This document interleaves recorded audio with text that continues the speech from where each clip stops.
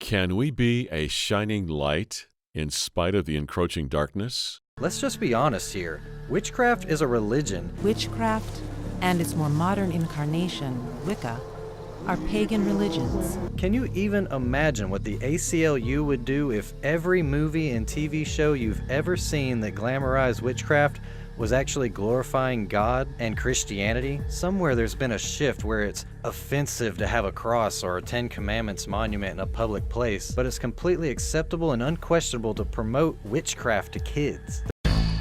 Welcome to Understanding the Times Radio with Jan Markell, brought to you by Olive Tree Ministries. Today, Jan talks about the encroaching darkness in our world, reminds us that the light of the world, Jesus Christ, shines much more brightly and has defeated the dark enemy. She talks with Jill Martin Rische and Eric Barger for the hour. Here is Jan Markell. This is something that's really happening. I cannot believe that this is happening. So, Halloween's coming right around the corner. Right now, as we're filming this right now, it is October 22nd, right? So you might be seeing it on the 23rd, depending how long it takes to edit. On October 25th, there are thousands of witches, they claim to be witches, that say that they're casting a binding spell on Donald Trump. They said that at 11:59 p.m. on October 25th, thousands of witches will simultaneously conduct a ritual which is meant to bind Donald Trump. Unlike a curse or a hex or a binding spell is not meant to cause harm. Rather, witches hope to prevent President Donald Trump from doing harm to the United States by his actions. So they believe that they're doing something to help the country positively, in a positive way, which is hard to prove that they've done it, because it's pretty much saying, we're making a spell so that he doesn't harm anyone. Welcome to the program. Well, that little soundbite was referring to something that happened. That's actually a month ago now. But as I speak, the same group of radicals is planning to do the very same thing at 1 minute to midnight tonight, November the 23rd. That's the date this program is airing. Let me just sort of set the stage here, because if you're a regular listener, first of all, you know that I like to sound the alarm as often as I can, that the dark world is trying to gain ground on the Christian. That is why I do regular paranormal updates here, because you or someone you love is trying to be seduced by the world of the paranormal and the blatantly occult. Just a few examples here before I introduce my guests for the hour. Some headlines I just picked up recently. The U.S. witch population has seen an astronomical rise. Headline number 2. The fastest growing religion in America is witchcraft. Headline number 3 from Newsweek magazine. A number of witches rises dramatically across the U.S. as millennials reject Christianity. Headline number 4 from LifeSite News. Witchcraft rising as Christianity declines. Headline number 5 talks about the statue of Moloch outside of the Colosseum in Rome, and we'll spend a few extra minutes on that. Explain what it is and what it means and what on earth is the statue of Moloch. If you're just going through a grocery store line, you're going to come across spellbinding books. You'll find one that's the official Harry Potter spell book. If you're just looking for this kind of a topic, let's just say for discussion here on Amazon, you're going to find Revenge Voodoo Dolls on Amazon. And you've heard me talk on this radio program before about the New World religion that seems to be environmentalism, which is just another form of paganism. Now, I'm not suggesting that those who want to take care of nature are pagans. Don't hear me say that, because I'm one who wants to take care of nature, okay? But I'm saying that forms of environmentalism are pushing the envelope, which can lead to paganism. And I believe this will be a major component of the coming one world religion. And this could be called eco-spirituality. And when we were introduced recently to Greta Thunberg from Sweden, a rabid environmentalist, young woman, I think she's only 14, scolding the world at the UN. But yet Sweden has declared her the successor to Jesus Christ. All I'm saying is there's a spiritual component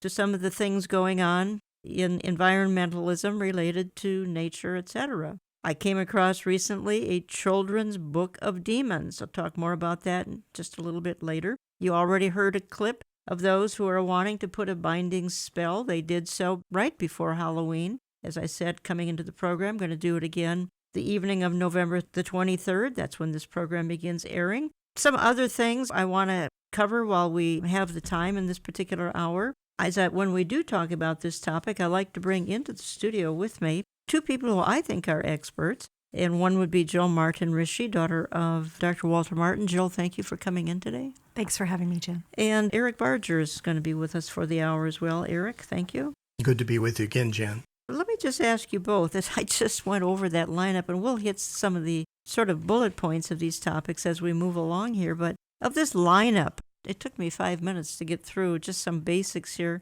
Jill, what strikes you the most profoundly? What sets off the loudest alarms about some of the things I just went through here? The rise of evil and the rage that comes with it. I think we are used to seeing evil things around, but the incredible growth in them and the all-pervasiveness of them everywhere in our culture, and then add to that the rage that is going along with it. One really great example is going back to the witches cursing President Trump, and they're also cursing us. Yeah, they're also cursing us. That's important to note. Yes, it's not just President Trump. That's it's right. Everyone who supports him. That curse is aimed at all of us. And to measure the rage, I think you need to take a close look at what is in that spell. We won't go into everything, but there's one really curious item I think that makes a big difference, and that is a tarot card, and it's called the Tower. And usually when people have tarot cards read for them, they're afraid of the death card.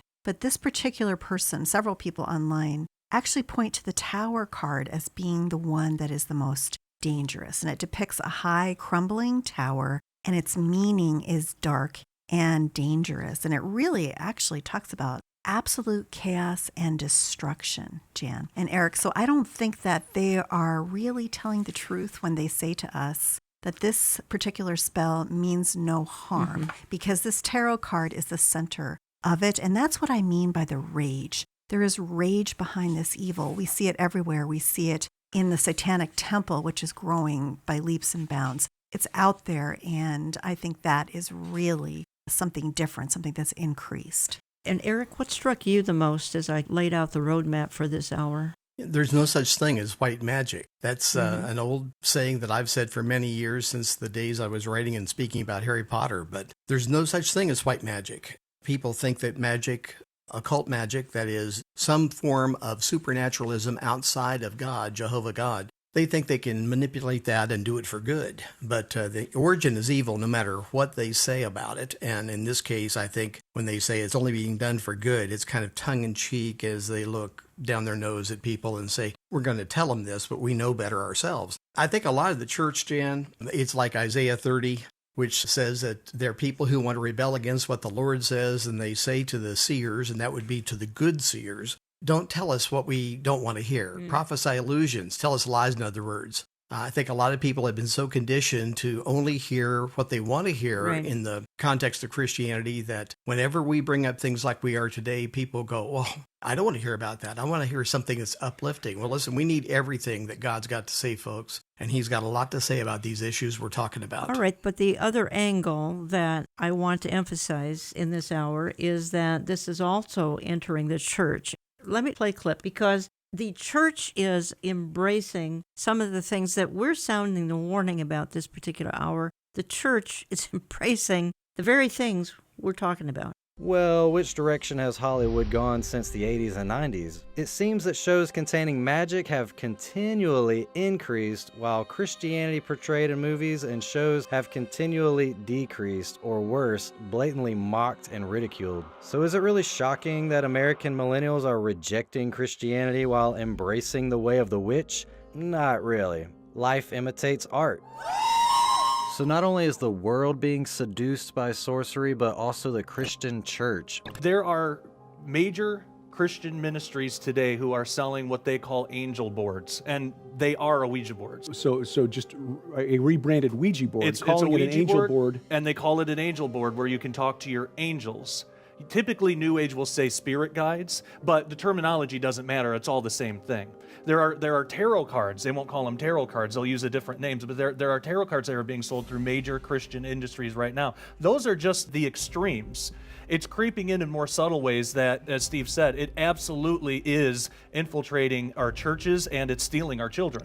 That's our friends over at Skywatch TV. Jill, you ever think you'd see the day? No, I knew it was getting worse. And I know my father used to preach about this back in the 60s and 70s, how churches prefer soft lights, soft music, and even softer sermons. So there was a lack of fire there, and perhaps what Jesus is referring to by churches that are lukewarm. And unfortunately, without that, there is no desire to go to battle. And so now all of these things are being developed. People just seem so attracted to, drawn to the New Age type things, the tools of the occult that would help people communicate to a dimension that really is full of only a terrible evil that wishes to destroy them. Eric, go ahead. You know, this reminds me, I'm sure that Dr. Martin would say if he were alive, how is this going on? And I know the way he would preach about this, but it does remind me of the way that when Rome sent missionaries, especially we think of South America, Mexico, down through there, we know about what happened there. They would come in and they would preach their brand of Christianity, and then the natives, the pagans, would be told they can keep their religion too, as long as they have what Rome was teaching as well. So they mixed it together. And I think this is what we're doing today too. In evangelicalism and in Protestantism, we're deciding that we can somehow have all the trappings of the occult world, but if we Christianize it, we can smile and say it's okay. Somebody sent me a picture, and I referred to it in the intro here. You can find a spell book in your grocery store checkout line, the unofficial Harry Potter spell book as you're checking out your groceries. How many programs have the three of us done? Either blatantly exposing Potter or at least emphasizing the fact that it's influencing children to be comfortable with the paranormal. A lot. Yeah, a lot of programs. I mean, it's pointing them to a power. I mean, that power is real. Yeah. We all know it's real. The thing that is so sad is that it's the far weaker power. God is the great power. Satan is just a creation. And it's sad that they are being drawn to this darkness to the point where their lives are being completely destroyed. Well, Jill, I want to refer to an article you wrote. You wrote it for our e-newsletter. This is a month ago now. And the title was The Encroaching Darkness. And we can't read it, folks, but I certainly can highlight some of the things that I think we should just talk about, at least for a few minutes here, because it was a powerful article. You kind of introduce it saying, what is happening to the world around us? Someone poured gasoline on the very dry tinder of the human heart, and our world is on fire. Evil is good, good is evil, Satan is alive and well on planet Earth. You talk about some other things, and then you go into a story that was really big back in October, a full month ago now. Amazing story, the world's largest Ouija board. Nothing to be joking about, to be honest. Nothing to be joking about. It's called Ouijazilla. Again, you can see some of these things visually on the radio version of our YouTube, on our YouTube channel, Jan Markell's Olive Tree Ministries. And we put a picture of this in the e-newsletter. Folks, sign up on my website, olivetreeviews.org, views.org, olivetreeviews.org. Just go to e-newsletter, put in your email, and you'll get these once or twice a month. We put in a picture of this, Jill, of this huge Ouija board. Talk to us a little bit about what's going on behind the scenes here and the consequences of a Ouija board that is 400-pound pointer. Just the pointer alone is 400 pounds. Right. A monstrous 9,000 pounds. Mm-hmm. So I think they said the size of 4 full-size semi-trucks. 5 full-size semi-trucks, yeah. They said it's heavier than an elephant, longer than a brontosaurus, and nicknamed Ouijazilla. This is got to be, I think, the largest tool of the occult that Very well said. I've ever seen on this planet. I mean, you might point to the Palmyra Gate as a large tool, but it's not used the same way. The one that we were talking about that led to the Temple of Baal that travels the world and sits in large cities. This is even larger than that. I mean, it's huge. And it's the brainchild of a man named Rick or Mortis Schreck, who is the vice president of the Talking Board Historical Society. That's just right outside Salem, Massachusetts. Appropriate, yeah. He was going for a Ripley's Believe It or Not record, but I think it's far more than that, being that he is the vice president of that particular society. The funny thing is we heard about it going up. We heard that it was there, but we never heard anything about it doing anything. There is not a single news story out there that particular Ouija board had any power whatsoever. And I know you and I talked about that, Jen, when they were building it. Is it really possible that the Lord would allow something this large to work? And I think we did not think that was going to be the case. Eric, your thoughts when you heard about Ouijazilla? Certainly just another PR campaign by the occultist. Ouija boards, at least this is the way I view it, they're a very personalized thing. They speak personally to people. The spirits that are behind them are speaking personally and giving people information that they think that no one else has but just them. And suddenly when they're given it back, in other words, when they hear it coming back from a Ouija board, then they begin to believe that if they follow that, well, that's a spirit that knows all about me, so I just follow along with it. They really don't understand what they've gotten into. And our human nature is that we're drawn to the mysterious in so many ways, and many just think it's a game. And just like a trip to the local psychic, though, they come back away from that experience with something way more than they expected. And in this case, more of a PR thing. But it just shows that this is not in the back room of some occult bookstore on a side street in a major city. This is out in the open. It's all over the internet and certainly in news services, too. We see these things that are going to grow and become bigger, and I don't mean just the Ouija board itself in this form. And the Satanic Temple, whose headquarters are in Salem, they work hand in glove with this Talking Board Society. So that tells you who some of the people are surrounding the whole phenomenon. You're exactly right, Eric. This is a huge occult publicity stunt. But I also think, too, that they maybe secretly were hoping for some kind of demonstration of power. You're listening to Understanding the Times Radio. I'm Jan Markell, and I have in studio with me 2 guests for the hour. Familiar voices of Jill Martin Rische, a daughter of Dr. Walter Martin. She's actually authored a 700-page book, The Kingdom of the Occult. You'd have to find that at a Christian bookstore. And Eric Barger from Take a Stand Ministries, and Eric has it's kind of an occult-oriented book as well. The title of that, Eric, is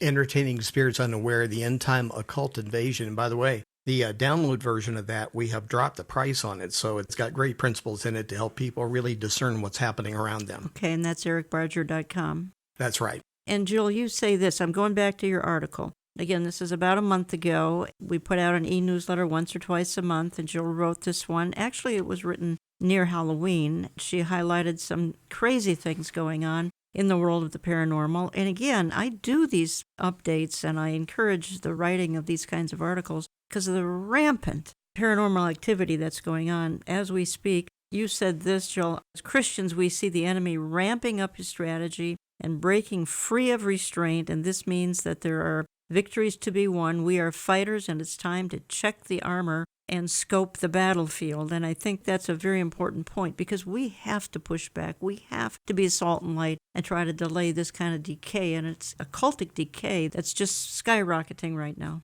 And it's coming for our families. Exactly. That's coming for us. For those we care about, friends, family, coworkers, people we care about, they can't see it. No. And, I went to a Christian school pretty much my whole life. There was stuff like that going on there. I learned all about the Ouija board at my Christian college. There you go. Everyone was using the Ouija board, and I thought this has to be innocent. Christian college kids all using it. Or how many kids have tried to talk to the dead based on what they read in Harry Potter? That had a huge influence on our culture. Look at all the magic movies and magic books that came after. So really a sad set of circumstances. One thing I did want to say, though, in regards to the magic resistance, the witches that are coming out against everyone, is that an undeserved curse will never come to rest. That's good. That's what Proverbs 26:2 says. None of us deserve this curse.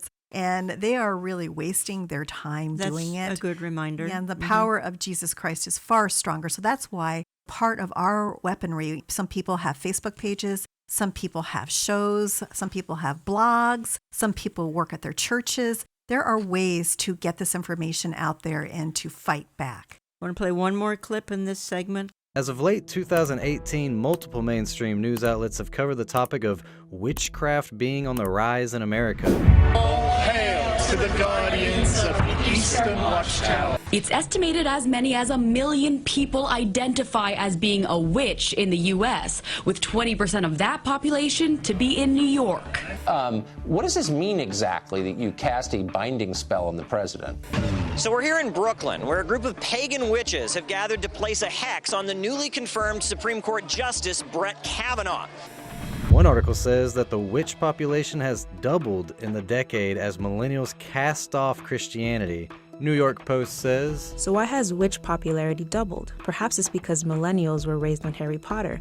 Or maybe it's because of the rise in popularity of yoga and meditation, researchers suggest. Regardless, millennials have embraced astrology and the supernatural, even if they aren't quite sure why. In fact, Stella Bugbee, editor-in-chief and president of The Cut, told The Atlantic that their horoscope content traffic increased 150% from 2016 to 2017.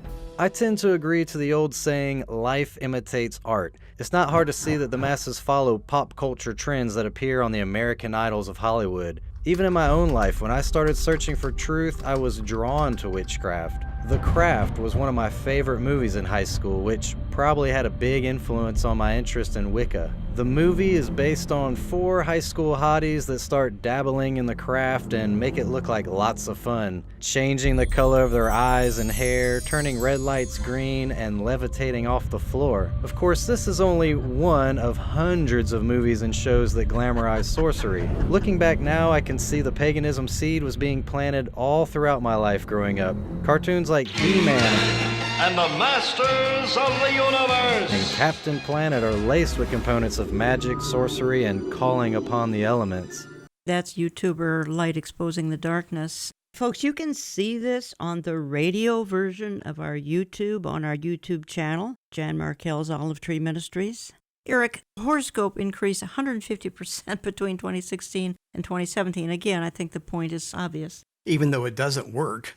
Yeah, but if you think it works, if it just works once, in other words, if something is predicted and then it takes place, well, it must be all the time. And we know that's not the case, and that's been clinically proven. But, you know, it used to be when I was a child, now that's a long time ago, it was kids went to a party and somebody said, hey, I know how we can levitate somebody, you know, and that was about all you had to deal with. But today it's a whole different thing because Satan has proliferated all these different catches that will catch people, these hooks that will hook. And he's got a hook for everybody. If you open yourself up and you decide you want to get into this, there's going to be a way for you to get into the world of the occult. And once you get in, it's a lot harder to get out. It's almost like Hotel California. I want to change topics here a little bit, go into another area that I think we need to spend just a moment on. A couple of things, as a matter of fact. Jill, outside of the Colosseum in Rome, now for a minute, let's just remember what happened in the Colosseum in Rome. So many Christians were martyred in that location. The Colosseum is owned and run by the Vatican.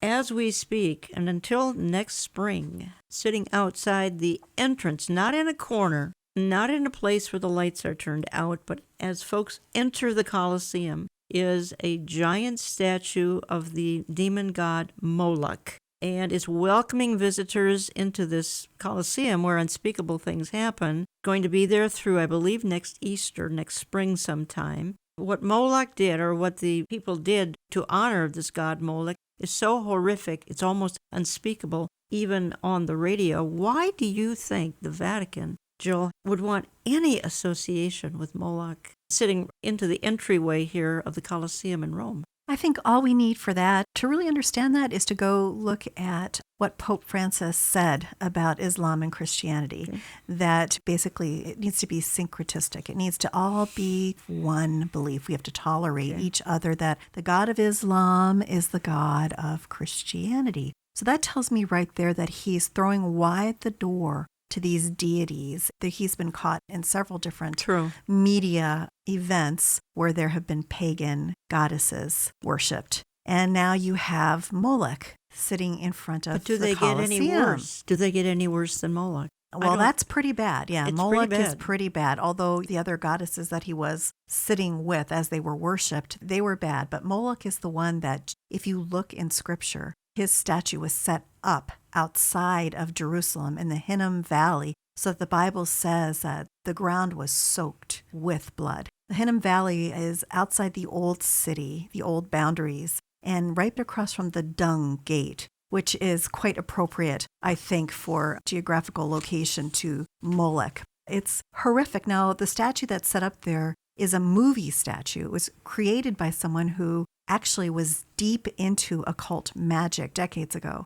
And that particular statue was used on the movie set, and now it's been transported outside of the Colosseum. Unbelievable to see it, and it's a pretty graphic image of Molech. Something very bad is happening on the international world stage. The rise of power, the rise of Satan's power. It's out there and more blatant than ever before. Eric, your thoughts on this god Molech, the statue Molech outside of the Colosseum, and the Vatican connection? Jen, you asked Jill if it could get any worse. Yeah. I'm not sure. And you know, when you begin to compare one evil god to another, a statue, something that represents an evil god, to another, it's like, which one? It's pick your poison. It's awful. And the Vatican, by this being set up where it is, the Vatican is in complete control of that property. It's up to them to say yes or no to this kind of thing. They've said nothing. And that should tell us a lot, because this is like, there couldn't be anything more vile in the sight of God than this thing that represented what it represented and continues to represent even in our day. Yes, in our day, it's represented by abortion. Probably enough said there. Go ahead, Jill. One more thing about Molech is all we have to do is go look at Deuteronomy. Exactly. And God named who Molech is. Molech is a demon. That's who he is. And that's who all the rest of them are. And they are evil through and through, Eric. You are so right. That kind of evil, for it to be on the international stage, is almost incomprehensible. Yeah. It is. A few minutes ago, I pulled up Deuteronomy 18 and had it on the screen in front of me because I knew we were coming to this. It's right there. It's in the 9 forbidden practices of the occult that I write about in Entertaining Spirits Unaware. In fact, it's the very first one in Deuteronomy 18, verse 10. Let me just say, going out of segment 1 here, that we do have CDs and DVDs of Understanding the Times 2019. Speakers J.D. Farag, Robert Jeffress, Amir Sarfati, Jack Hibbs, yours truly, Lori Cardozo-Moore. Interviews with a number of the speakers as well. You get 6 features in the CDs or DVDs. Give my office a call if you'd like. Check out my store, olivetreeviews.org. Views as in viewpoint. Sign up for our various newsletters. Already referenced the e-newsletter with Jill's fantastic article from a month ago. Print newsletter where these items will be offered. That's all I'm going to say about that, other than hang on to the date of Saturday, September 26th, 2020 for next year. We'll say more about that going into the new year. Right now, I want to take my first break of the hour. When I come back, we're going to continue this discussion. We've got some things to hit on yet. I think you'll find them a little bit on the stunning side. Back in just a minute. We always enjoy feedback from our audience. Write to us through our website, olivetreeviews.org. That's olivetreeviews.org. You can call us Central Time at 763-559-4444. That's 763-559-4444. We receive our mail when you write to Olive Tree Ministries in Jan Markell, Box 1452, Maple Grove, Minnesota, 55311. That's Box 1452, Maple Grove, Minnesota, 55311. You can also text to give if you consult our website. All gifts are tax deductible. More in a moment.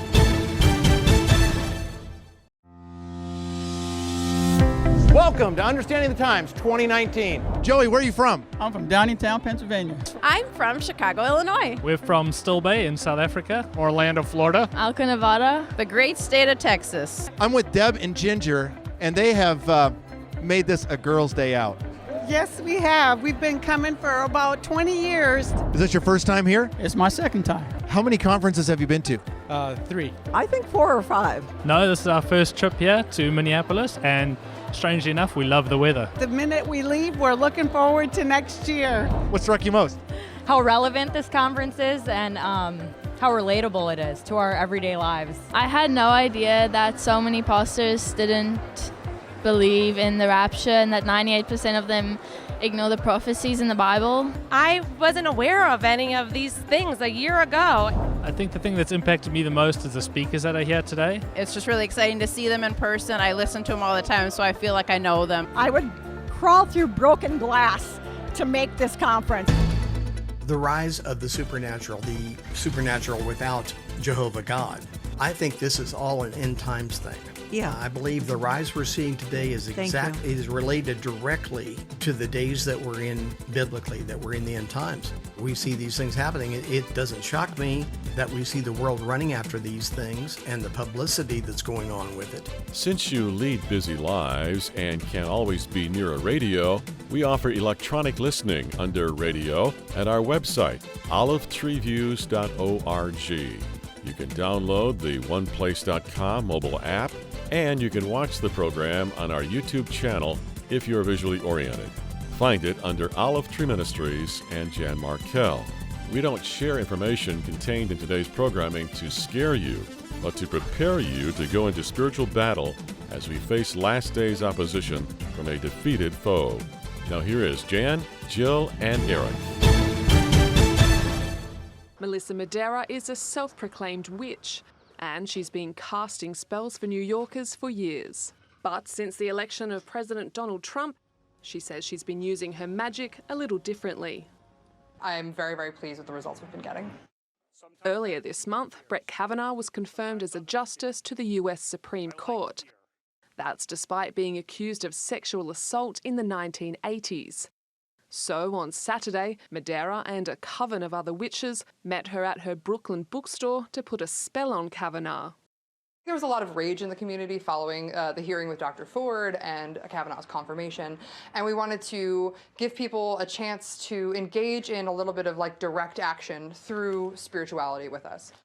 But Madera's tactics haven't charmed everyone. She's received death threats, and people have protested outside her bookstore. She hasn't shared how the witches cast the hex, but she believes the spells are helping to expose injustice in the Trump administration.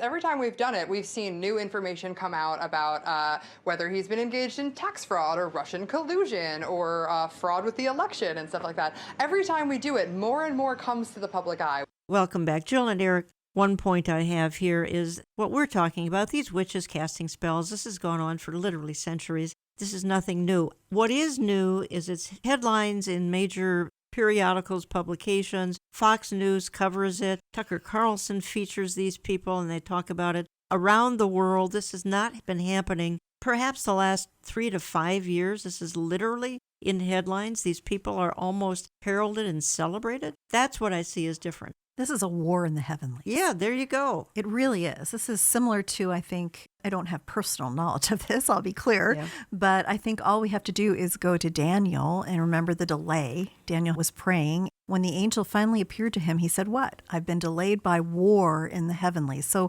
we as Christians, right, people of the Word of God, we as Christians know we live in a supernatural reality. What I think is astounding is how that supernatural reality is breaking into the mainstream media. That to me is just absolutely amazing. I think that's my point. All these clips, and they're prevalent on YouTube, of course, which is kind of the modern venue for people who want to keep up on news and don't care to turn the television on. And every other video is topics like we're talking about. Eric? I see it like this, Jan. The rise of the supernatural without Jehovah God. I think this is all an end times thing. Yeah. I believe the rise we're seeing today is related directly to the days that we're in biblically, that we're in the end times. We see these things happening. It doesn't shock me that we see the world running after these things and the publicity that's going on with it. Nor should it shock me that God is also on the move in a very dramatic way. And that's a great thing because wherever evil raises its head,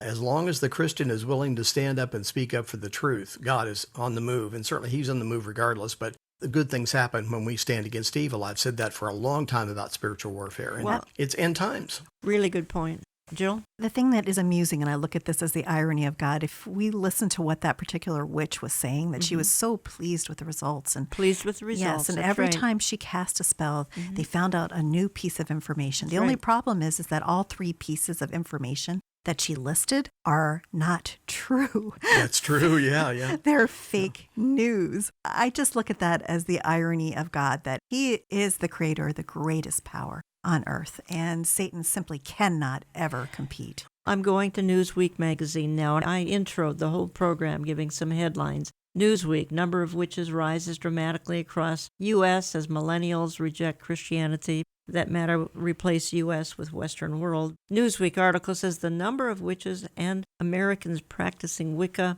religious rituals increased dramatically since the 90s, with several recent studies indicated there may be at least 1.5 million witches across the country. Trinity College study conducted in 1990 estimated only about 8,000 Wiccans in the U.S., and that's 1990, but the increase has been led by a rejection of mainstream Christianity among young Americans, as well as the rise in what we're talking about here. With 1.5 million potential practicing witches across the U.S., witchcraft has more followers than the 1.4 million mainline members of the Presbyterian Church. And then someone speaks into the article saying, plus Wicca has effectively repackaged witchcraft for millennial consumption. No longer is witchcraft and paganism satanic and demonic. It's pre-Christian tradition that promotes free thought and understanding of earth and nature. Let me use that to morph into something that I want to talk a little bit about for a few minutes anyway. And let me address this first to Jill, and then, Eric, please, I want you to weigh in as well,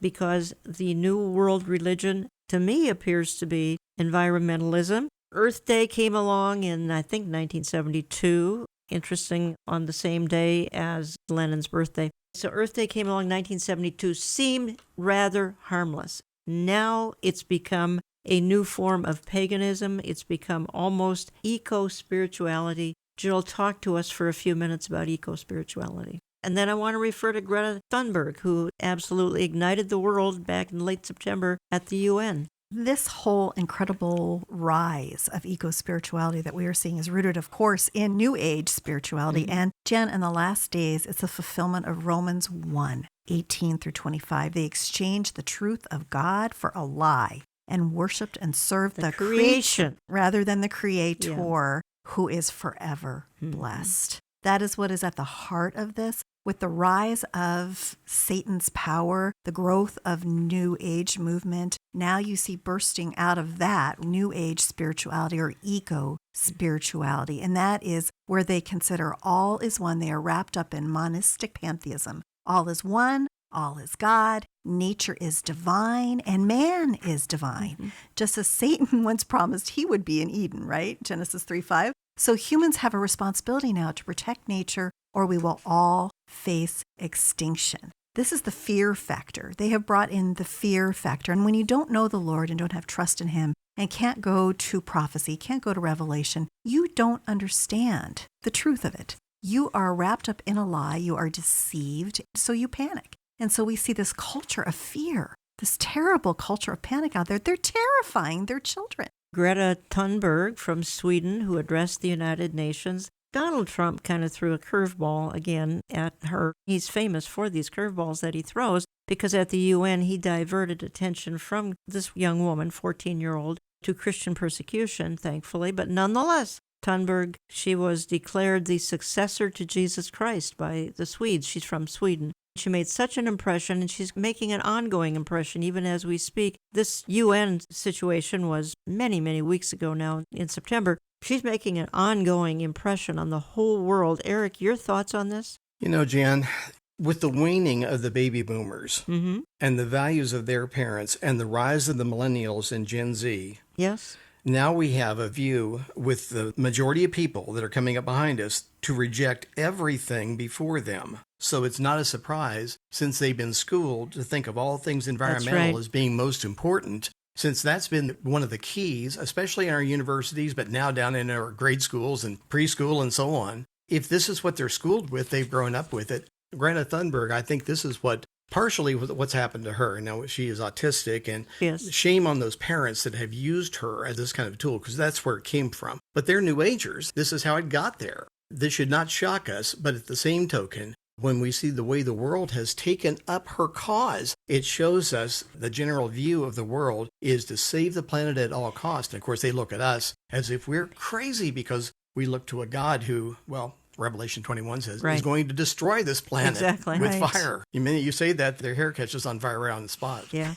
I believe that this whole environmental movement, and again, not suggesting we shouldn't be environmentally sensitive to nature. Never would I ever suggest we shouldn't do that. But the extreme forms of it, I believe, are being used by the so-called New World Order to bring about the one world government because they're going to declare we need some international crisis to make the world one. And I think it's going to be environmentalism. It's going to be the extreme forms of paganism and environmentalism to bring about the one world system. And that's where I think this eco-spirituality is going to play into. It's playing into it right now. Keep your eyes on this, folks. Don't laugh at it. Don't just brush it off as something silly. It's got a sinister agenda. I'm absolutely convinced it has a sinister agenda. You know, Jan, care for the planet has now turned into worship of the planet. Well said. And it's drawn, this is really not commonly known, but this eco-love is drawn from the pages of the Hindu Vedas, the scriptures of the Hindus. It's all wrapped up in the whole karma thing, too. It's focused on an impersonal universe. How can a universe that has no personality whatsoever know all these things or possibly know any of these things about us? It can't. So it's a direct attack on God, drawing away from his personal love for us. You are listening to Understanding the Times Radio. If you join me late, and I'm doing my probably at least 3 to 4 times a year paranormal update because the world is saturated with this, those you care about, and perhaps you yourself being attacked by things of the dark nature. You may not even know it. I suspect you don't know it, and that's why we just try to bring these things to your attention to protect those you love, and particularly younger people. Jill and Eric, I got an email. Let me read 2 short paragraphs from the email from Teresa in Virginia, the state of Virginia. She says, a book brought to my attention through Christian Homeschool Facebook page. The book is titled Children's Book of Demons. Christian Homeschooler. The person gave a detail of the book's content, which was so disturbing, I thought I should share it with your ministry. She says, here's a review, someone who's reviewed the book. Apparently, please know this isn't like me to post things like this, but I couldn't let this one go. Some friends and I were in a bookstore tonight. In the children's section, I might add, and we found this new book. Now, I couldn't put it down without investigating more. One review on the back said I was summoned to read the book, and another says I wish I had this book as a child. I could have been harnessing their supernatural powers for my own benefit upon opening the book. There is a new demon on every page with a bio on his abilities and whatnot. Now, most of them are silly, like this one does your homework and this one makes you sick so you can stay home from school. But then there are some with the ability to possess children's toys. One more sentence here. I cannot believe we have become so desensitized to evil and to witchcraft that there are literal books geared towards children to teach them how to summon demons. I then went over to Amazon to look this up. Indeed, it exists. Children's Book of Demons, it's called, a paperback. It says, don't you want to take out the trash tonight? Maybe you're swimming in homework. Perhaps that big bully is being a real drag. Well, grab your colored pencil, drawing skills, and dial up some demons. Be careful, even if these spirits are more silly than scary, they are still demons. And their Publishers Weekly praises this book, A Children's Book of Demons. I could go on with testimonials praising this book titled A Children's Book of Demons so that children can summon up demons. Eric, your thoughts? The book belongs in the trash. Take out the trash now. It's just more blatant. I said years ago, because of the rise of the occult in Great Britain that we saw very well documented when Harry Potter first came out, it won't be long before now there's a proliferation of a lot of other authors, a lot of other movies that are going to be aimed at younger kids that are going to draw them that direction. And certainly we watched it happen. And I have a picture of the cover of this book. And folks, if you want to watch this particular program on our YouTube channel, we'll show you the cover of this book, this Children's Book of Demons. You'll be shocked out of your mind when I show you the cover. You have to go to our YouTube channel. It's Jan Markell, Olive Tree Ministries, and we'll show you what we're talking about. Jill? I think it's very significant that in the Gospels, 3 out of the 4 Gospels, you see a large part of them focused on Jesus' earthly ministry, right? And who is he dealing with? He deals with casting out demons. And he tells us specifically in Matthew what it is a demon wants. It's fascinating to see that. And when you look at it, you have to say, why? Why was this portion of the gospel set aside for this? It's because it is real. And because the power is rising, and it is because we as Christians are going to need to fight against it. Jan, in the first segment, I said that a lot of Christians just want to hear nice, fluffy things. Last Sunday morning, I preached on spiritual warfare in a church, and I do that often, but I made the statement that if you don't believe spiritual warfare is real, and you don't believe it's anything to be worried about, then take a knife or take a razor blade and cut the book of Mark out of your Bible, because it'll be of no good, because that's the central theme of the book of Mark is victory over the devil. You want to communicate with my two guests for the hour? Reach Jill Martin Rische at waltermartin.com. She's the daughter of Dr. Walter Martin, waltermartin.com. You reach Eric at ericbarger.com. Jill, one more topic before we head into another area here in the close of the program. And I came across this online. I even posted it to our headlines, and we do that, folks, 6 days a week if you'd like to. Go to olivetreeviews.org. I posted this article about the occult roots of the whole drag queen phenomenon, which was fascinating. No surprise to me. How about you? No, it's scary, I think, from the standpoint that you would not necessarily expect this level of darkness. Yes, they're dark, and yes, they're lost in sin, but you would not expect this level of targeted evil. Targeted evil. Targeted evil, yeah, and it is targeted. There's a recent article on missionamerica.com, and in it, they very actually, good organization. yeah, and they actually point to the San Francisco-based Satanic Temple, and we were talking about the Satanic Temple involved out in Salem, which is where their headquarters is, but this takes place in San Francisco. They say that they have a large number of LGBTQ identifiers, and so much so that they hold what they call pink masses that reach out to this group. So what is really frightening, though, I think, is that the leaders of this group have said that they will fight Christian conservatives to the death. So there is a root of Satanism here showing itself in the drag queen community. And as I said, it's detailed in this article and quite fascinating and quite alarming. You can Google that, folks. The occult roots of the drag queen whole experience. Fascinating story. My thanks to Linda over at Mission America for exposing that. Jill and Eric, I just want to morph a little bit while we still have time, because a fascinating book that your dad wrote back in the 1960s, you have updated. And I think the original book came out in the mid-1960s, The Kingdom of the Cults by Dr. Walter Martin, which you have now updated considerably. But I think a fascinating angle to all of this is that back in the 60s, he couldn't even find a publisher. Now it's a classic, and not only that, it's an 800-page classic, which many, many people have in their library. Why couldn't he find a publisher back some 50 years ago? Right back then is where we started to see the rise of evil, the rise of the occult. And you saw it in a lot of atheism and agnosticism that came out. You would think in that climate that there would be more publishers open to it. But as we have all experienced, sometimes with publishers, they look at it as kind of a hot potato. And they don't necessarily want to be the ones to throw it out there in the public. But and this is cult. I know. More than occult. This is cult. I know. And it was that way initially. But then Zondervan did come alongside my father, and not only did they publish this book, but he was actually the editor for their department on cults and the occult for many years. And they embraced it, did promote it, and it really took off. You wouldn't think that a book that talked about Jehovah's Witnesses and Mormonism and Christian Science and all of these things would be of great interest to the public, but it was because the answers were not out there. No one had gone to the original sources, and that's what my father did, is he went to the original sources and let them speak for themselves. Originally published 1965, and you've got Jehovah's Witness, Christian Science, Mormonism, Spiritism, the Cult of Antiquity, the Theosophical Society, Buddhism, Classical and Zen, Baha'i Faith, Unity School of Christianity, Armstrongism, the Worldwide Church of God,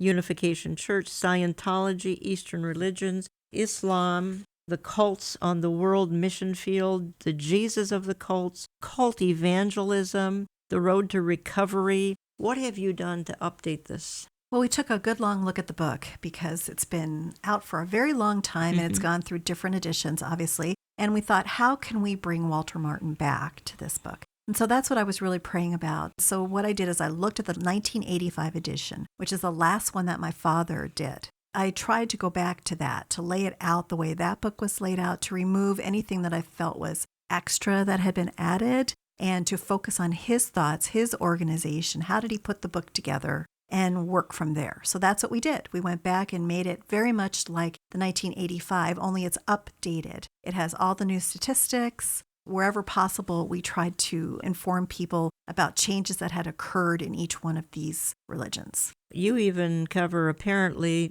you say here, the Unitarianism chapter, which was added back after 22 years, and now Kingdom of the Cults has been number 1 in the Unitarian Universalism since it came out in August. Number 1 where now? On Amazon, it's been steadily at number 1 in Unitarian Universalism, which I thought was quite amazing. Meaning Unitarian people are looking That's into usually it? a place where the Unitarians go to look for books. So unless their families are going there too. Somebody is. Someone is going to Unitarian Universalism and buying a lot of the Kingdom of the Cults. But the three of us did a segment on Marianne Williamson a couple months ago now. This ties into the theology in Marianne Williamson's Course in Miracles. Exactly. Unitarianism is really, if you want to take New Age theology, New Age spirituality, and give it a formal name, then you have Unitarianism, because it basically is the fatherhood of God and the brotherhood of man, only God is not who the Bible says that he is. They redefine every single term. They embrace this whole universe that has absolutely no love, no emotion. How can a non-personal universe know anything about us? And yet they say that it does. And then once again, they embrace things like karma. They bring all these things in. It's really something that's stuck around for a very long time, as Marianne Williamson's Course in Miracles shows us. This is, again, folks, an 800-page book. It's the classic, The Kingdom of the Cults, updated here in the last year by one of my guests, Jill Martin Rische, and the daughter of Dr. Walter Martin. Eric, go ahead. I remember Dr. Martin made the statement, it was the fatherhood of God and the neighborhood of Washington Heights. Right. And his ministry struck me so much. And really, I'm in the ministry I'm in today because of the inspiration I received from him in the early days of my Christian walk. I bought Kingdom of the Cults about 1982.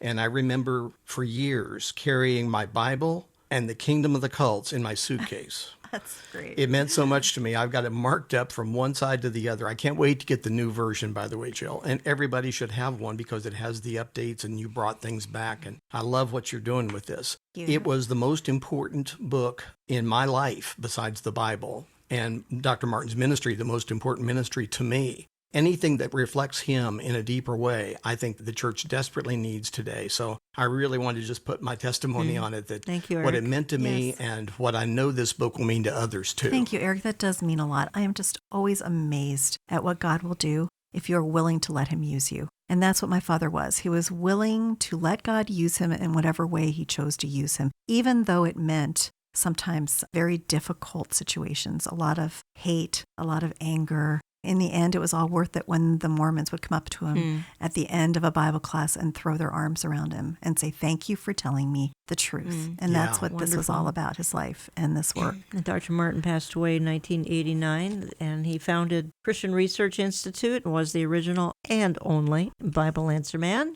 Yep. Thank you. We're not carrying it, folks. One of the reasons is you almost need a weightlifting class to carry this book around because, again, it's 800 pages, so we're not carrying it. How can they get a hold of it? They can find it at waltermartin.com or any bookstore. Any Christian bookstore? Any How bookstore. How about online bookstores? Amazon, all Amazon kinds. has Yes, it. they do. And we are actually, for those who don't want to carry around a 8-pound book, we are coming out for the very first time with an abbreviated version, a short study guide of the Kingdom of the Cults. And that's coming out in January. In January. Yeah. And where will they find that? That will be everywhere, too. So if you've got a local Christian bookstore, there still are some out there, folks. Some are closing, but many of them are still out there. You can check in your local Christian bookstore for the Kingdom of the Cults, and then you have a companion. The Kingdom of the Cult study guide is coming out. Yeah, in January. Right, that's coming out. The study guide's actually coming out to go along with the handbook. The handbook is the abbreviated version. So you will be able to use the handbook and the study guide for teaching small groups or for teaching college classrooms. It just depends on what format you prefer. If you have questions, folks, write Jill at waltermartin.com, waltermartin.com. Don't write here, folks. Just write to waltermartin.com to have all this. Eric, why don't you wrap up this hour and take your time? You got a couple minutes. Well, we've talked about some kind of heavy things. I get that. But there are great victory stories that I want to direct people to. One is in Acts chapter 13. But Acts 16, probably the one that most of the Christians listening have heard. I hope all of them. But Paul and Barnabas, as they were preaching at Philippi, they baptized Lydia and her household, and immediately Satan sent a demon-possessed girl. And this girl was speaking the truth. She was saying something that was correct, but Paul knew it wasn't in the right spirit, and she did it day after day after day. And finally he turned around and he cast the demon out of her, and he was arrested for it. They were in a jail, and at midnight, the Bible says they were singing and praying and praising God. And what happened in the middle of that circumstance, and by the way, the jail at Philippi, our jails today would be like a country club. And it was total darkness in the middle of this jail, and they're chained to the wall probably, or at least to the floor. A great earthquake shook the jail, as we know, and the jailer gets saved. He comes forward. He's ready to kill himself, thinking the prisoners had escaped, and it would mean his life anyway, probably to be tortured as he would die. But he said, I'd rather take my own life than have that happen. That's what he was saying by putting the sword on the floor. And Paul stopped him, and the jailer gets saved, and his whole household gets saved, and who knows how many other prisoners got saved. And it all started with the Apostle Paul standing against evil. And that's exactly what we need to do in our days that we live in today. Take that example and make it real and put it into our lives. I pray that nobody here gets arrested, and no one's put in jail, and no one is tortured or anything like that. But I want to see captives set free and do everything I can between now and the time I leave this earth. And I hope that everyone listening feels the same way. Let me just go out of the program saying that the world of both adults and children, as we've talked about for almost an hour, are being programmed to accept Satan's occultism while rejecting God and the Bible. But one day, Satan will be permitted to bring to worldwide power an occultist, the Antichrist.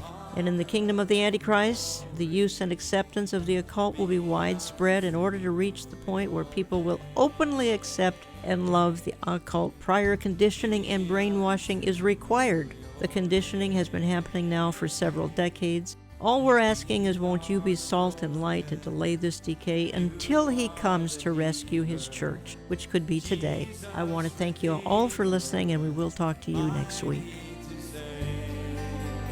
You are the love song we'll sing forever. It is both a privilege and a challenge to be born for such a time as this. The enemy seeks to steal and destroy, and we need to learn the warfare that defeats him. Let us hear from you. Drop us a note through our website, olivetreeviews.org. Call us Central Time at 763-559-4444. That's 763-559-4444. Write to Olive Tree Ministries and Jan Markell, Box 1452, Maple Grove, Minnesota, 55311. That's Box 1452, Maple Grove, Minnesota, 55311. All gifts are tax deductible. Until next week, stay on the front lines, put on the weapons of war, and prepare to go into battle against a relentless enemy. The victory was won 2,000 years ago on the cross.